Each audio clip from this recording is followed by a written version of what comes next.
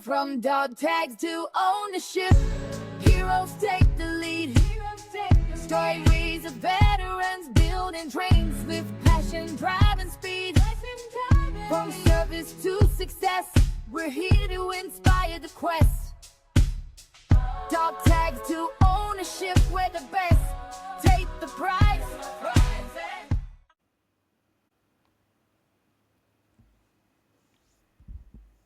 From the battlefield to the boardroom, this is DogTags to Ownership, the podcast where veterans share their journeys from serving our nation to leading in business.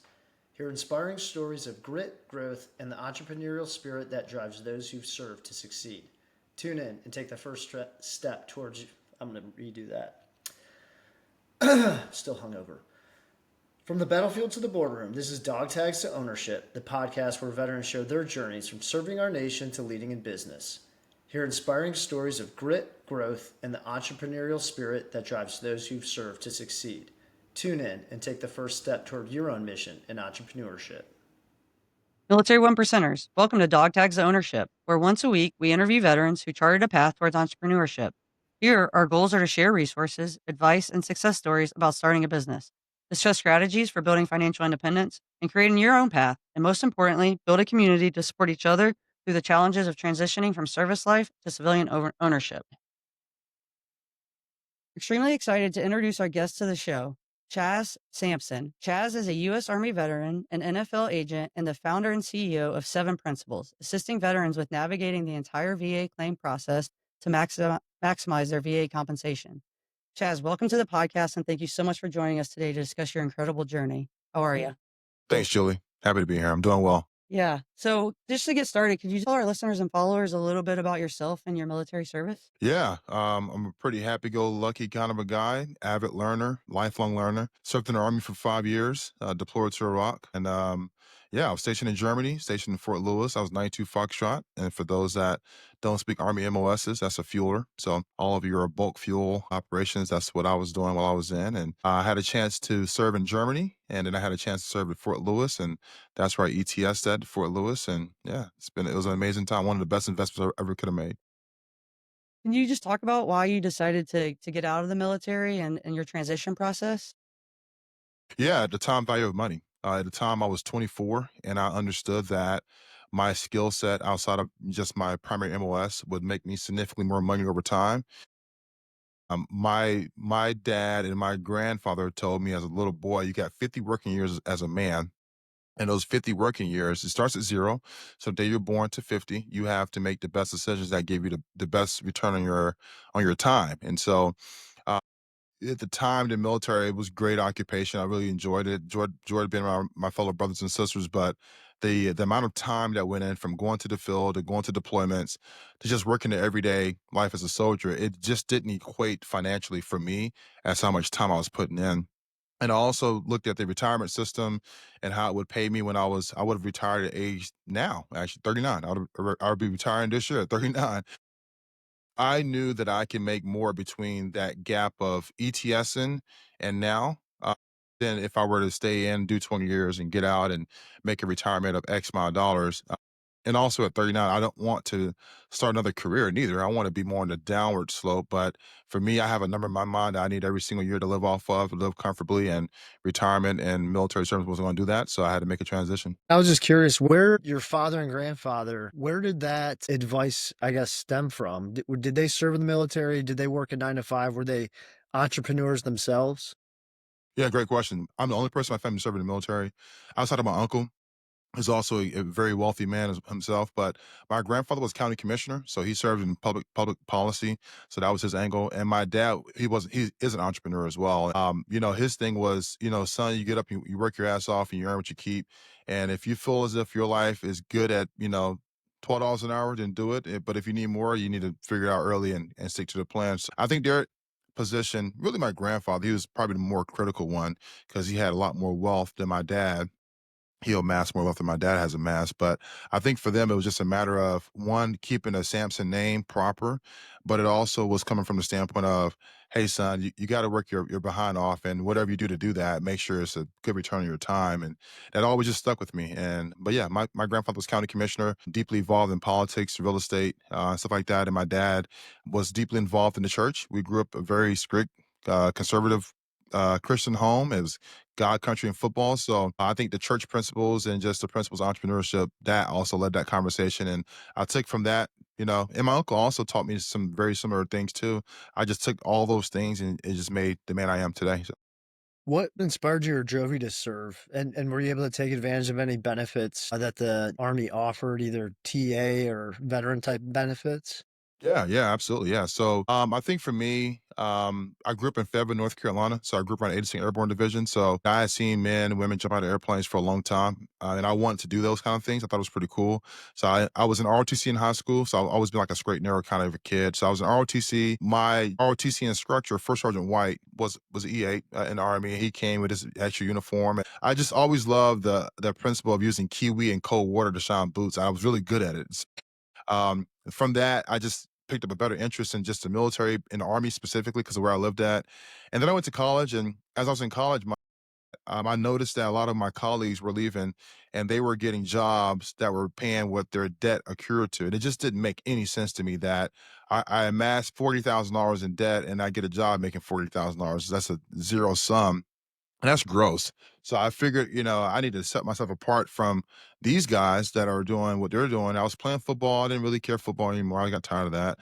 And so one day I was in my dorm room. I saw a Go Army commercial, and it was Go Army. I think they transitioned to Army of One shortly thereafter.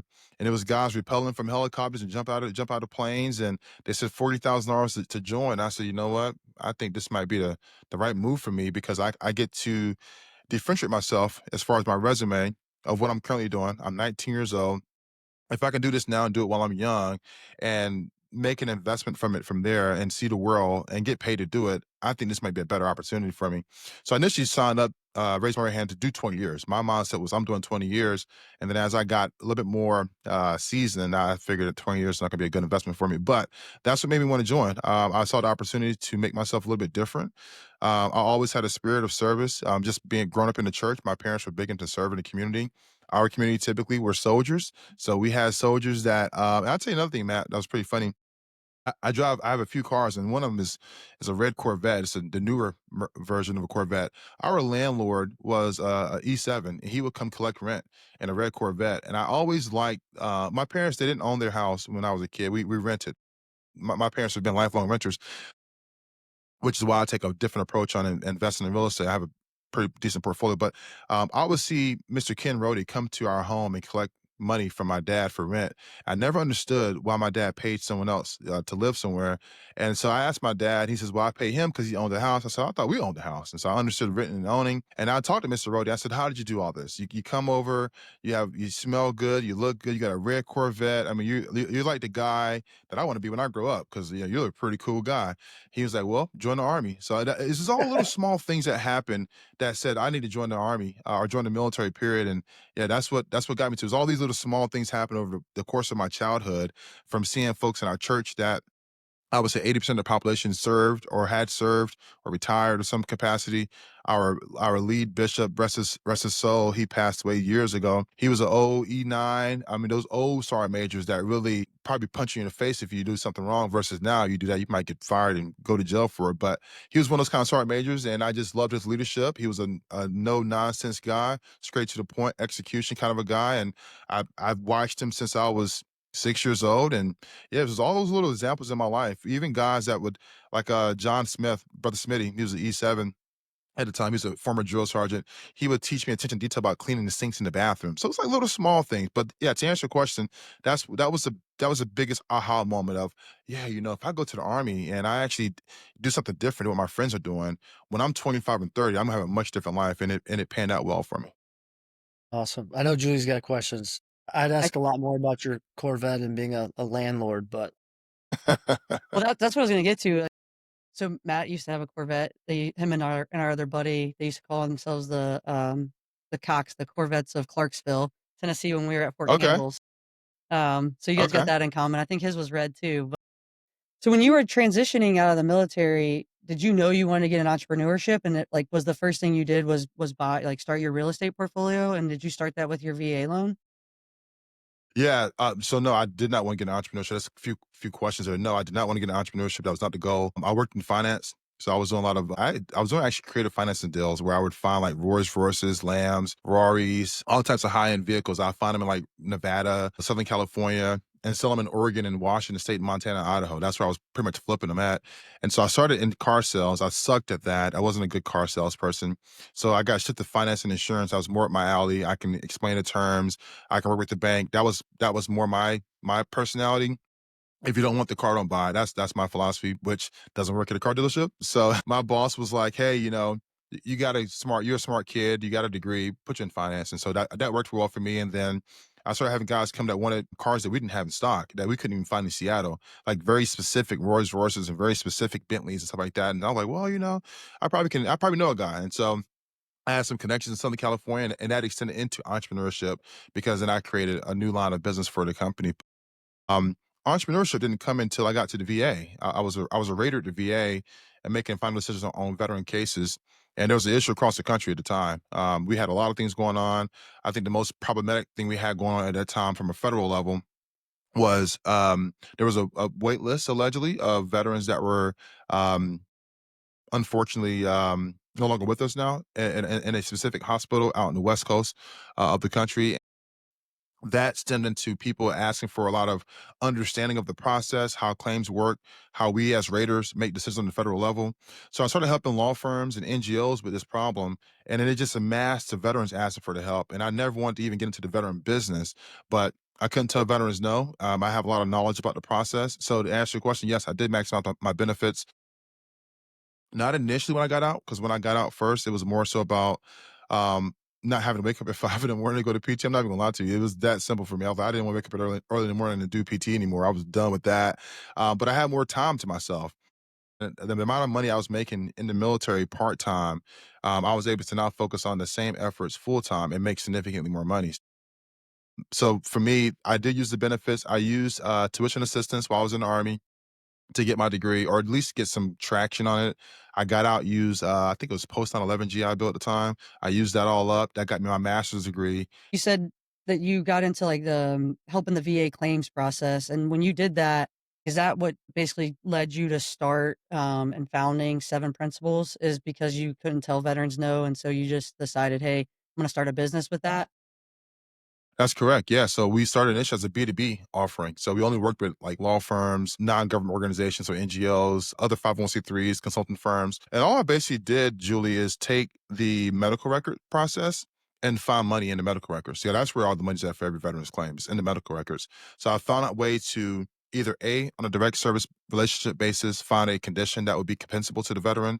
And then once it was compensable or compensated, then I found secondary conditions that could work as well. And that worked for me for about maybe 3 years. I was doing that, and then, like I said, these veterans were asking the attorneys certain questions they couldn't really answer. And so I was their back office. So the attorney said, you know what, screw it. We just they send them straight to you. So they started coming directly to me. And then it was one veteran, and it was 10, and it was 100, and it was 3,000. I was like, oh, Lord. So I needed help because I couldn't tell them no. And so I got into entrepreneurship that way. You did ask a question before about real estate portfolio. I did buy real estate while I was in the military. It wasn't at scale. It was just, my own private residence that I used a VA home loan for, worked well for me. But I got out of buying real estate once I started moving around a lot because I lived in Seattle, lived in LA, and lived in DC, or Northern Virginia, rather. I lived in Tyson's Corner. And so I didn't buy until I got to Tyson's Corner, bought again, and then, of course, been buying ever since. But yeah, and I've used VA loan. Now I do more raising capital deals where I raise the capital and buy the land and develop. So, and that's why I moved to Texas because of that. Because of the allure that it has down here in Texas, we got a lot of land for cheap or cheaper, and you can build, and there's less permitting requirements and so forth. And on your website for Seven Principles, you guys have some videos on there that can help veterans as they're looking through their medical records to figure out what to put for their claim and stuff like that. But and you said, it started 5, 10, and then you got, now 1,000 clients. So how are you able to scale your business over time to get to where you are today with Seven Principles? Yeah, great questions. Scaling for us looked uniquely different. It's because we're in a very niche market. So for the first 7 years of the business, we didn't actually advertise at all. It was 100% word of mouth. We generated cash from word of mouth, and we didn't ask for the referrals. We pretty much said, hey, if you like what we're doing, you can tell your friends about us, and then go from there. And then they told their friends, and their friends told their friends. Once we started hitting our multiples EBITDA, we started then, of course, investing into advertising, because we were like, if we want to actually 4x our EBITDA or 3x our EBITDA in the next 12 to 18 months, we need to do XYZ activities. And that got us into the advertising business. Well, as a consumer, not as a customer, not as a consumer. And so we use Facebook, we use PPC, which is Google, we use display ads as well. And then we started building strategic partnerships where we had other entities that would send us clients. And there are certain firms that have our website like keyed on their website, where if you're looking for VA claims up, you click there and it goes to 7 principles, stuff like that. So for us, the first 7 years was about building trust. Can we do this kind of work? Do you trust us with your medical records? Pretty much your whole livelihood in our hands. And then the last 4 years has been about how can we take the money that we're putting in advertising and put it back into veterans' pockets by paying less for advertising. So we pay $50 per referral for veterans that send us clients to us. That incentivize one, the word of mouth relationship, but it also decreases our cost of acquisition for a client too. So our CAC cost decreases significantly. But that's how we scaled it. It was focused on our people inside to make sure that they were competent. All the folks here are either former VA raiders or attorneys or, of course, doctors. And you got your front end customer service folks, making sure that they're eating and they're well and they're good. And then, of course, making sure that that same philosophy of taking care of our people, it permeates through the phone. It permeates through our face-to-face interaction with the customer, and they feel that love that's there as well, and they trust us also to take care of their case. And yeah, just taking care of one veteran at a time, and making sure we compete at a high level on ensuring that we get the most for them. And by virtue of that, they tell their friends and family members. So I'm in the claims process right now, recently retired.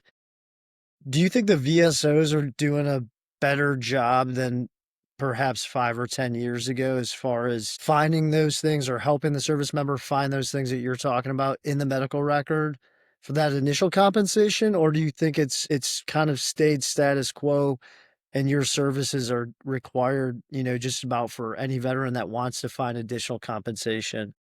Yeah, so I think it's by person. So if you look at firms like 7 Principles and our competitors, right, which aren't competitors, we're all pretty friendly in this space. If you look at what we do, you can say, okay, if I go to 7 Principles, I know I'm going to pay X, but I'm going to get a lot of value for it, right? Whereas with the VSOs, it's more by a person. Richard was great, Mary was not so great. So I think to answer your question, VSOs have come a long way from where they used to be at. And I think that has come from companies like 7 Principles that have made it a little bit more harder to attract a client, because now the client is like, well, I could go over in for free, which we tell our clients, there's free resources. You can do it yourself. It's done for you.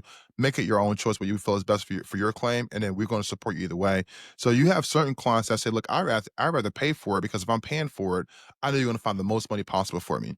And that works for them. And we have some clients that want a more budget-friendly option, or maybe they're not open to paying for it, and they go to a VSO. And for some it work, but for most it don't, which is why companies like 7 Principles exist. The ones that it don't work for, they then come to us and tell us their horror stories. And we tell folks, I won't curse, but we said, hey, go somewhere else and get your case done for free, and we'll un-F it. We unscrew it up pretty much. Because we get a lot of cases that are screwed up from where either they went through, a lodge in one location, and they thought they was getting Richard, but they got someone else that's just may not be as good as Richard is, because Richard he's invested in himself, or herself. I'm going to make it kind of gender neutral here, but they've invested in themselves. They made sure they understood the CFR, how to apply it. They understand medical records and how that evidence equates to dollars, and they help the veteran out in the best way they can. Find those VSOs. If you find one of those, keep him or her around. And then you have the ones that may not be as invested into it. Some of this work is volunteer work as well. So for us, we actually have folks on payroll, so they paid to perform. If they don't perform your case, we fire them. That's just how it works. Whereas with VSOs, if you don't perform, from my understanding, there's no real accountability in regards to how many cases did you actually win and what did you get as far as dollar amount. It's more so we service X amount of veterans and we were able to get them, X percentage, but how many did you lose? How many cases did you not perform on? And so for us, performance is plus 10. So if you come to us to 0%, you go from 0 to 10, that's performance. And then we do an individual analysis and say, well, you could have got this veteran to 30%, but you missed these two conditions. And then we refile it for the client, no cost, of course, and then make sure they're taken care of. So I think to answer your question, Matt, I think there's been a great advancement and the VSOs understanding this kind of work, I think that companies like Seven Principles have made it a little bit more, has kind of risen the bar in regards to like the standard of output. And then more importantly, now there's choices. Veterans can make a choice on who they want to go with. So, a follow on question to that, would you advise someone to do their initial through, a VSO, see what they can get percentage wise, and then come to Seven Principles? Or would you say come to us first because we can provide whatever result? I mean, as a CEO, I'm always going to root for ourselves first. I mean, I'm root for the home team. You know what I'm saying? Come to us first, take care of it. But from veteran to veteran, as a veteran, I always would tell veterans, you can go get original claim done on your own, or you can do it through a VSO. And if you feel like you're shorted or you feel like you don't have enough, come see us. Because then at that point, yeah, you get a free option that will work for you. But just keep in mind, as you go through that process, if something is missed or filed incorrectly, you can't really unscrew that because it's an original claim. So here's your two options. You get to come through a company like ours, where we're going to be more precise about performance and about making sure the case works in favor of the client. Because if it doesn't, we look bad. Or you can go use a free resource. And if it does work for you, that is really great. You get some compensation. If you feel like you don't have your due just, then you can come see a firm like ours where we can find ways to do that. And by virtue of how the VSOs are set up, unfortunately, they're not necessarily designed to coach you on what can actually work. So I may look through medical records and know there's a condition that you can claim that is secondary that you may not have communicated to me that you have, but I see it from the evidence. As a VSO, some VSOs won't touch that because that's essentially pushing the veteran in a certain direction. But for us, we're like, well, we see the traits here and we see the symptoms. We even see a diagnosis. Did you know you had migraines? Oh yeah, man, I've been dealing with migraines forever. I just take Advil. I'm good. That's a 50% rating. Oh, I never knew I can claim that. Yeah, you can. So some VSOs will spot that, most won't, and that's where our services come into play of finding those hidden nuggets in the cases and putting the pieces together. And this is putting the pieces together over like 2,000 pages of evidence too. So we have an actual team that looks through every single page, every single letter, and it gives a medical review to the client so they understand exactly what happened over the last 20 years of service or 2 years of service, whatever it may be. So it's just a matter of for us, we get more in depth with everything and find every little penny we can. VSOs may not always work in that capacity. With your business, Seven Principles, and so you guys have been around, you said 7 years, I think. 11. 11 years. So as you 7 guys years, yep. started and where you are now, like what is your business plan? And has that business plan stayed from 11 years ago to today? And then are you guys like all over the country? How do like if, Matt wants to reach out to you guys and he's in Kansas City, is there a local office there or people that he can talk to, or is it everybody kind of works remotely? Just could you talk about your business plan and where it was and now where it is today?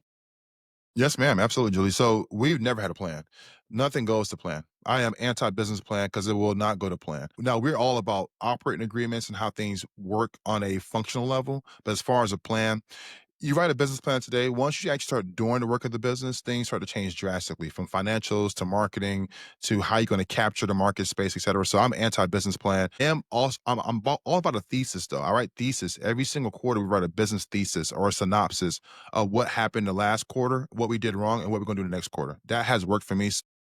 So I guess from a planning standpoint, we do micro plans that are quarterly based, and then we work the KPIs on a day-to-day basis. That's how we work it in the firm. That's how we've been able to get success and also remain very profitable. If as far as reach of ours, we do service clients all across the country. Clients can, of course, come to us through an intake form. It goes to our account management team and so forth. In person, we have an office in Virginia. We have office here in Houston. We have office in North Carolina.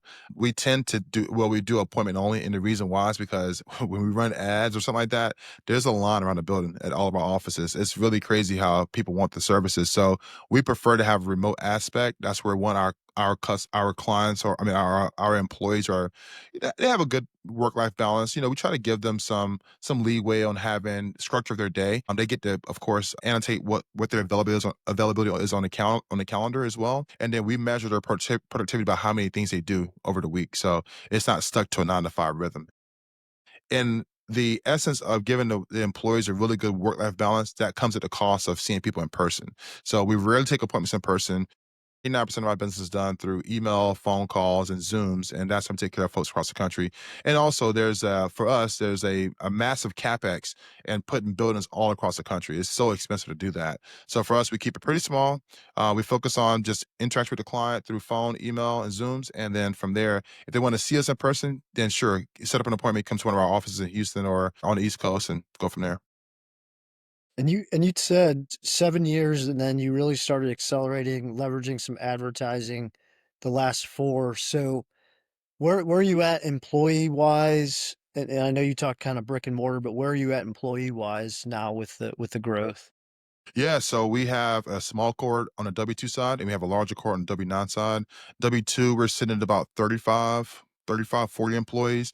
And then W-9, we're sitting at about the same, about 30 or 40 people, give or take, from PR to marketing to data infrastructure to IT is all outsourced. And our main core team are our account managers, or former VA raters that are case managers, as well as some of our receptionist folks and that kind of thing. So, and we have 4 verticals too.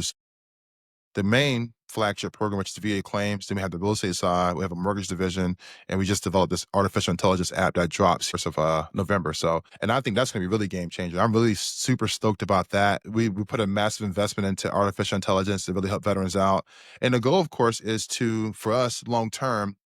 Utopia for us looks like use the app to figure out all your VA claim needs. If you really need to work with us, then you get in contact with us and we go from there.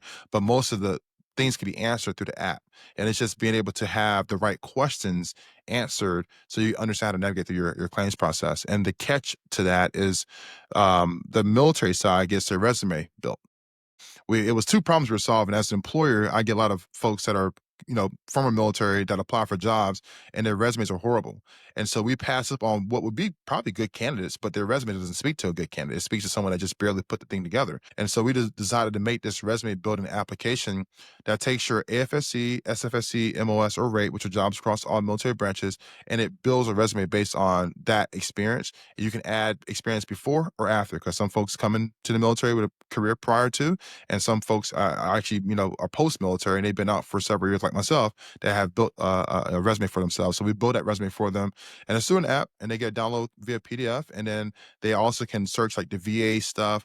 All the VA information is now in one center hub, because if you try to navigate the VA website, it's a monster to navigate. It's a lot of information. We made it very simple to where everything is in one hub. So we're pretty excited about it. We think it's a really good way to help veterans out, and we feel like it's going to be the next way of like really serving veterans from an artificial intelligence standpoint. And we're pretty happy to be like on that frontier of that. What's the app called? It's Seven Principles app. If you go to our website, you can scroll down to our brands, and the last one says Seven Principles app. We didn't have anything creative to call it, so we just called it Seven Principles app. And with it, so you said it was originally to be a resume builder to put that out, but then you're also able to ask questions about your VA claim. Are you able to like put all your medical documents in there for those, like for the AI to be able to answer the questions similar like ChatGPT on that, or is it Julie, you're on something it. different?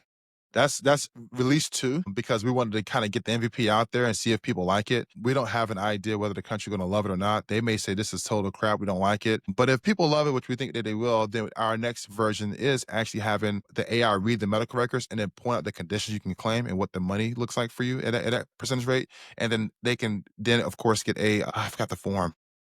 It's not a 66 Charlie.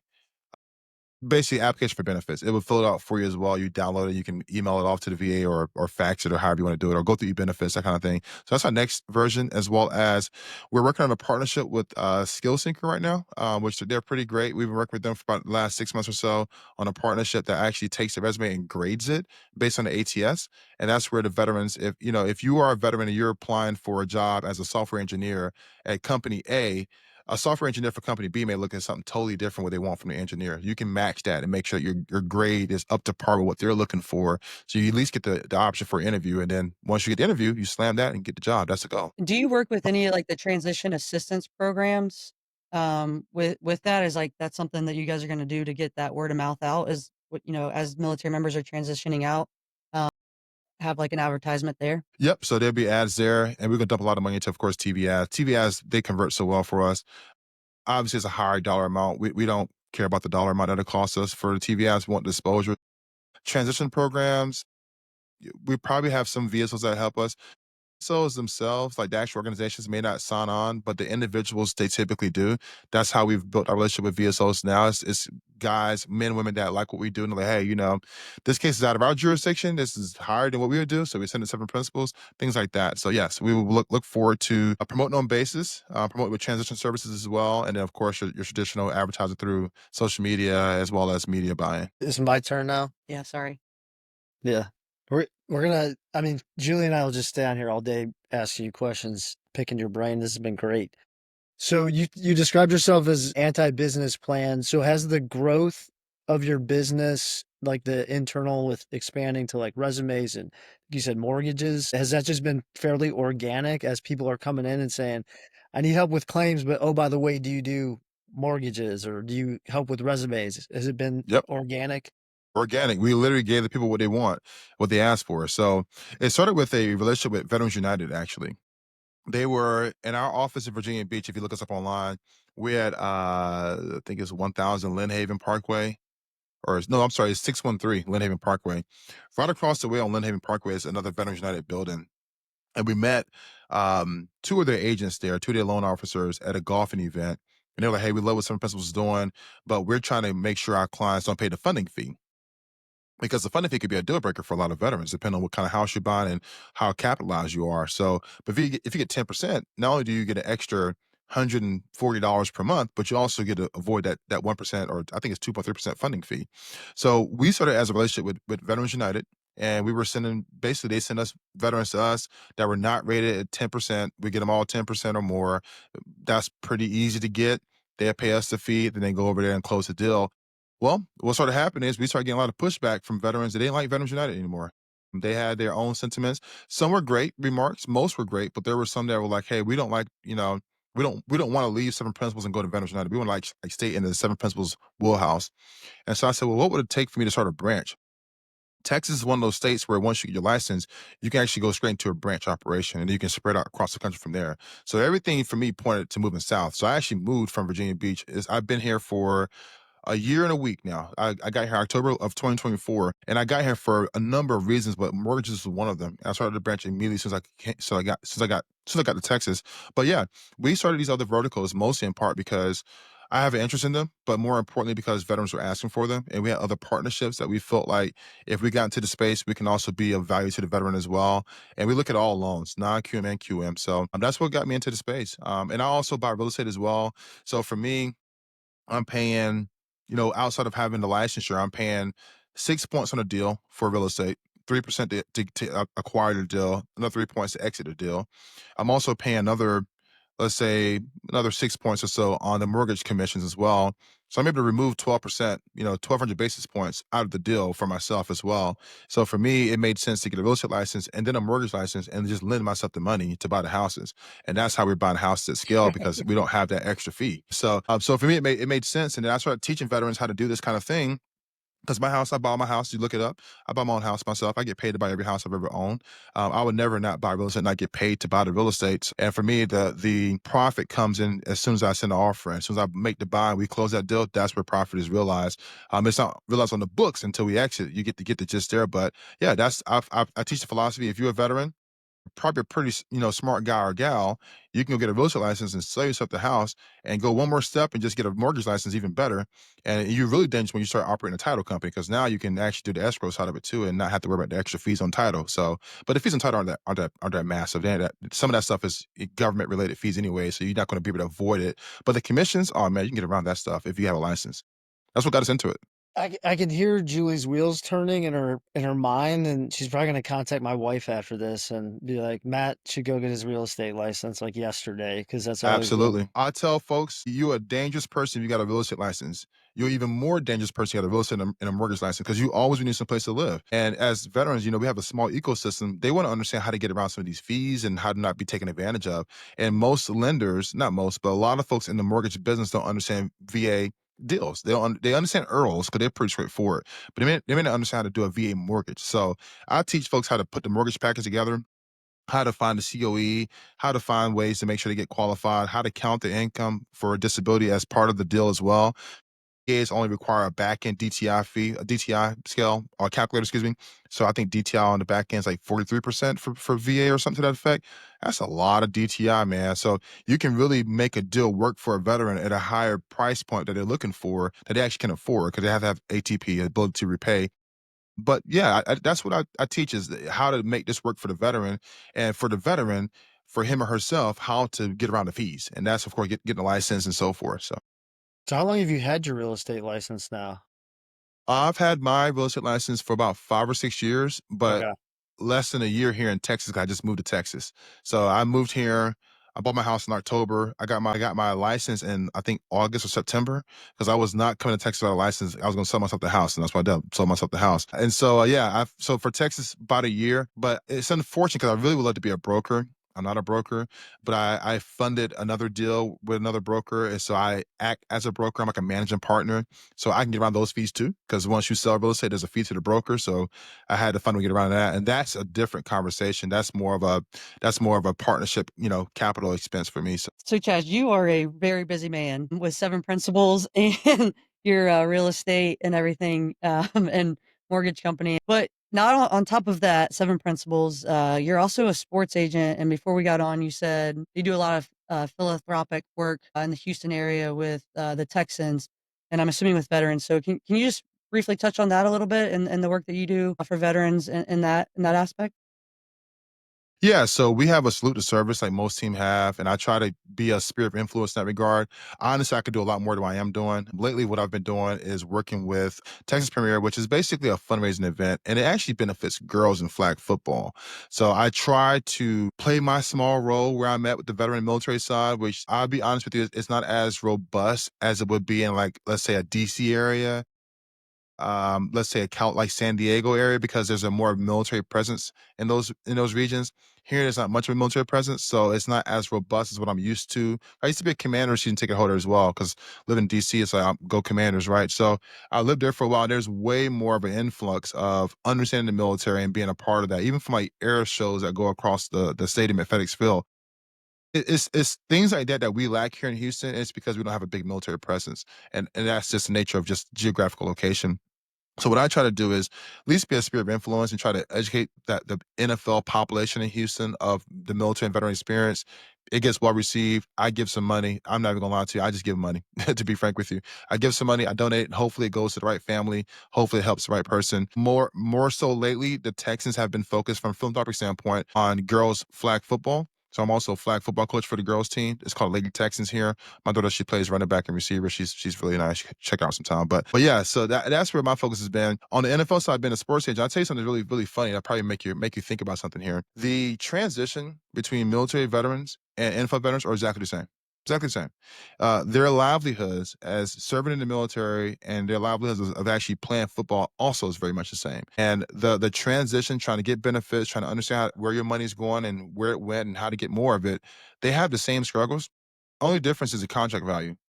For a 4-year guy that's doing, 4 years in the NFL, his contract value is going to be around let's call it 5 million. League minimum this year is, I think, 840,000, something to that effect. Let's call it a million. His contract value is a $4 million contract, essentially. If he gets paid league minimum, what he take home is 50% of that, depending on how he diversifies his portfolio. For someone serving in the military, their contract value is, let's call it 400,000. Let's half a mil. Let's say $500,000. But their exits and their livelihoods are very much the same. And so if you look at the disability process for an NFL veteran getting neurocognitive disability, it's the same like someone going through a TBI or a PTSD claim, or more so a TBI claim. So I started seeing these big similarities, and I started dealing with more high net worth individuals.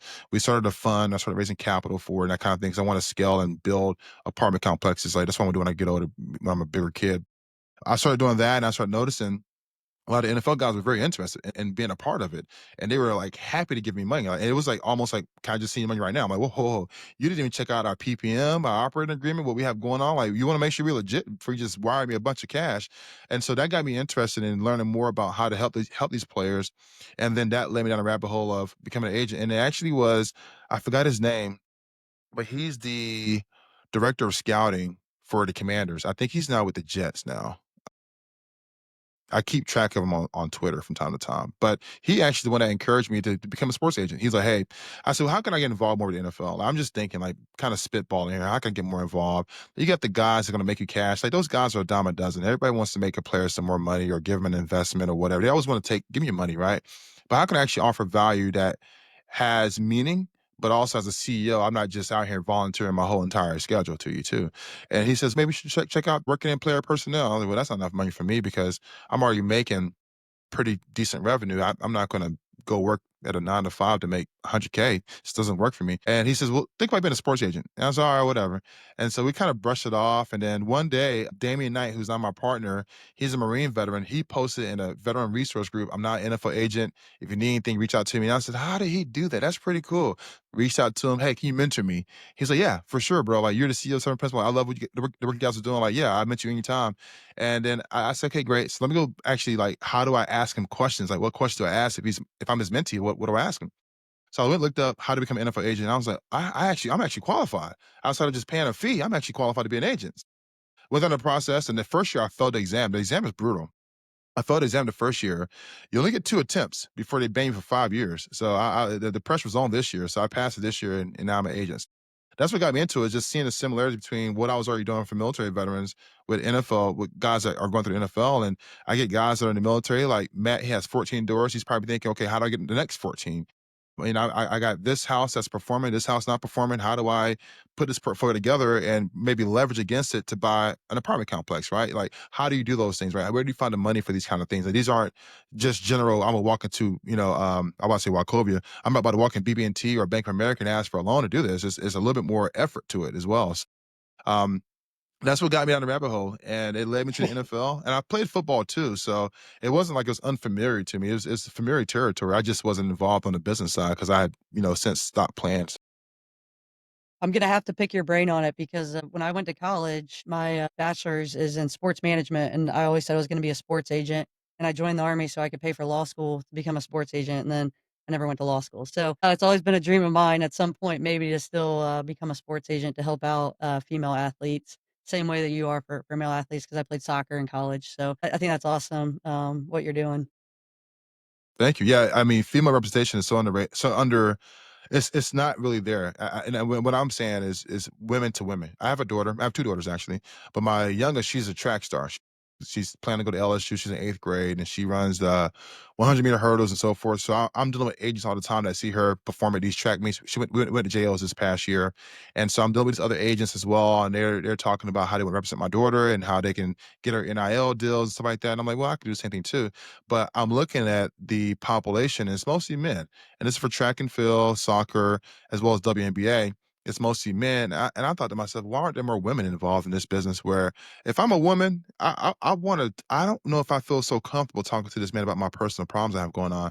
He may not understand what I have going on. There's no way to relate. He understands the contract value and how to get me on a team, but there's things that go outside of sports agent business than just looking at contract value and negotiating with teams. There's personal things that happen with these players as well that are very sacred. And because these players have big, massive public profiles, you got to be careful who you tell these things to, because then it becomes like a meme, it becomes a thing on social media, and it becomes a problem. I love you, Julie, what you're planning on doing. I think women need more women in sports. Even on the NFL side, we've seen a lot of women on the NFL side, like Nicole Lynn is a prime example of that come into the sport and they're able to give that very unbiased opinion about what the player is, because women don't play in the National Football League. So if you're able to advise your client based on their merit, what they're actually doing, and they're competing, it may end up, it may become a women-dominated sport in regards to the representational side. So I know we're kind of running out of time here, Chaz. It's been awesome talking to you. But before we get to our last questions, is there anything that we didn't ask you today that you wanted to talk about? nah, I mean, you guys are amazing interviewers. I've been, thrilled to answer the questions. So yeah, nothing that I can think of. Matt, we're going to go ahead and kick it off to our final 2 questions. No, I'm just over here like fanboying right now. I'm like, this has been great. But my question, we've already talked about it. I'm into real estate, listen to, a lot of podcasts in that arena, books in that space. What would you recommend? Wide open question there for, and I'm sure you're a voracious reader based on, being a lifelong learner and all those books behind you. But what would you recommend to our listeners? As far as a book, Yeah, book, audio book, podcast, whatever you want to throw out The there. Psychology of Money. That's always Yeah. my number one. The Psychology of Money, man. When is it enough? And I tell you, man. I had a problem when I first got in my career. I was like, I want to be a billionaire. I want to have a company doing X amount of revenue per quarter, and we doing our 10Ks and our 10Qs and stuff like that. And I got to the point, Matt. I said, you know what? How much money is enough? Because in order to do those things, something is sacrificed somewhere, right? Either time with family, experiences, stuff like that. I have a newborn here now. He's 90 days old, and I'm so happy. It's my first son. So I'm pretty stoked about that. So The Psychology of Money, I read that book maybe 3 years ago, and it helped me put things in perspective. Like, how happy do I, what's the value of happiness monetarily? Like, how much money do I need to make per year to make me happy? And so that really helped me understand how to move in the world, but also how to understand what's really valuable for me. And there's a lot of things that don't make money that are so valuable to me that I'm willing to risk other dollars to have those things in my life. And one thing is family and time with God. So, I would recommend The Psychology of Money to folks. I think that's a really good starting point. That's where you don't get to a point where you feel overwhelmed by other people's perceived success because you see them doing so well. They're sacrificing something somewhere else a lot of times. Yeah, I think that's awesome that you mentioned that, because one of the things about our podcast, Dog Tags Ownership, it's not just ownership of a business after once you get out, but it's also ownership of your life. And that's what a lot of us talk about is when you get out of the military is how do you want to have that ownership over your life? So I think those are great points that you brought up. So our last question every episode, Admiral William McRaven authored the book, Make Your Bed, Little Things That Can Change Your Life and Maybe the World. Guys, do you make your bed every day? I do not. And you know what's so funny? Oh my gosh, so I'm home today because I wanted to get away from the office. We have a lot of traffic in our Houston office because this is where I live now and people got note of that. Manuela is one of our nannies. We have 2 nannies here at the house. And so Manuela came to my office just a few moments ago. So she normally walks around the house in a circle. And she was like, I need your help with something. I'm like, what is it? Because we have a pretty large bed. So this very large bed. And it takes 2 people to make the bed because it's pretty large.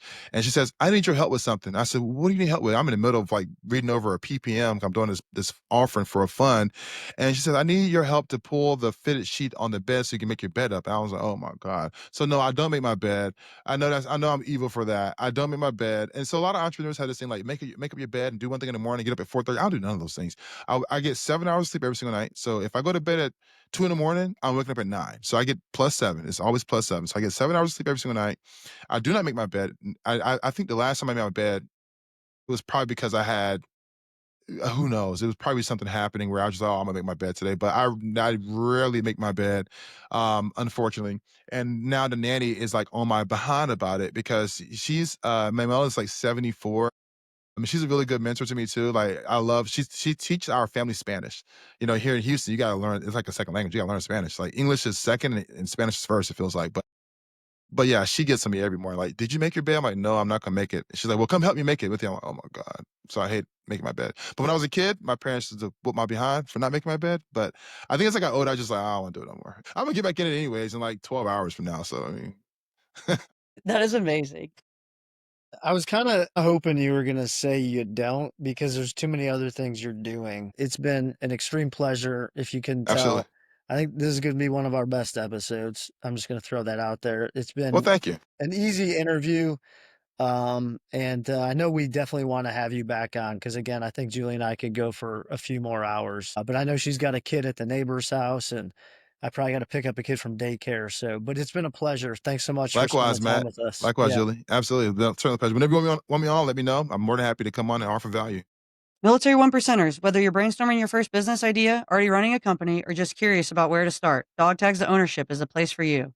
Please hit that subscribe button to receive all new episodes. Also, if you know someone who has turned their dog tags into ownership, drop us a DM on social media or tag someone. We are always looking for new guests to bring onto the podcast.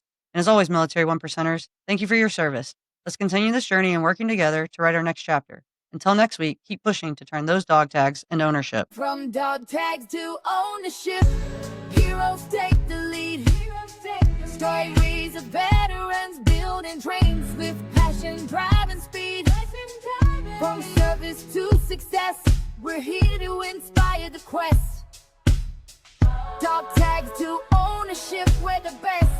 Take the prize.